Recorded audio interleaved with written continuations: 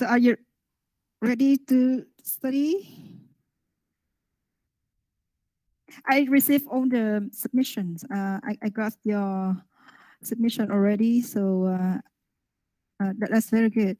Okay, so now let me start the lecture.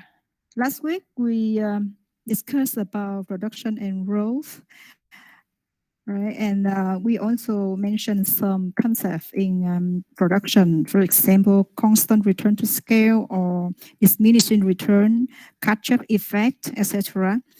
Before we continue our lecture, let me review a little bit.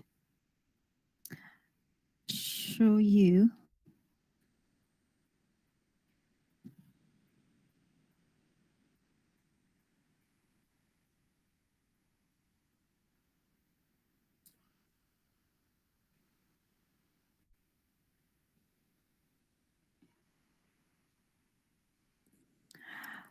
Do you see the slide I'm showing you?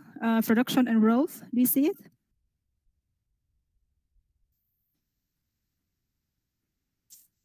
Yes, right? Okay, okay, thank you.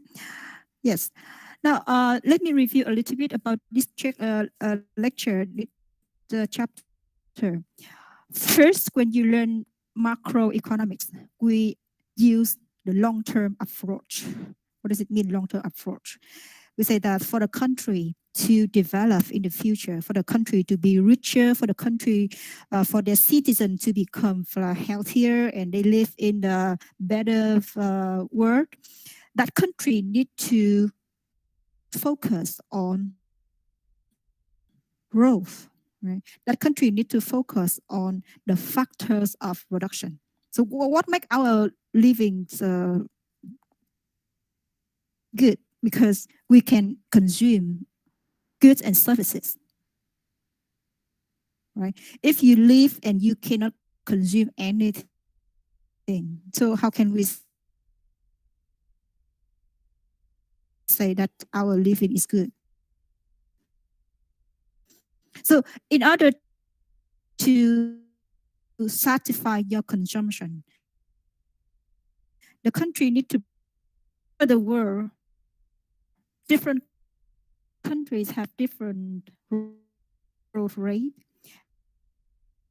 And some countries started at very low level, but later because they grow quickly, we witness a lot of cases like that, right? And also in the past, some countries start at a high level. However, they face a lot of problem and the growth rate was very, very low, very small. And then they was left behind other countries. So Argentina is one of the very specific case that you can see. And the question is that what determine the production or what determine the country grow quick or slow? Right? It would be something we discuss in this chapter. The first issue that you have to remember when you learn about production and growth is the concept of productivity. Okay. The productivity, what does it mean? That is the determinant of a country's standard of living. The productivity means the ability to produce goods and services. So one worker can produce how many goods or services. Okay. And it's very important. So we can ask the question that why Singapore is much richer than Vietnam, and Singaporeans live, they enjoy high living standards than Vietnamese, right? Because they have higher, they can produce that much of goods and services, right? But for produce living standards. So that's why a lot of countries always, they look at the productivity of their worker.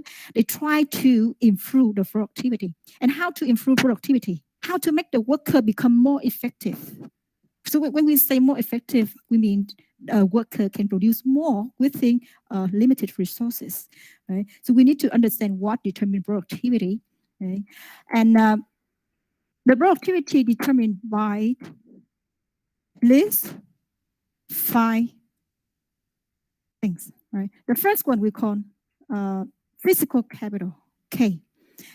This is stock of equipment structure used to produce goods and services. And of course, if a worker have more capital, more physical capital, they can produce more. And then we have human capital, which is knowledge and skills worker acquire through education, training, experience. Remember that when you go to school, when you learn anything, when you read a book, when you do part-time job or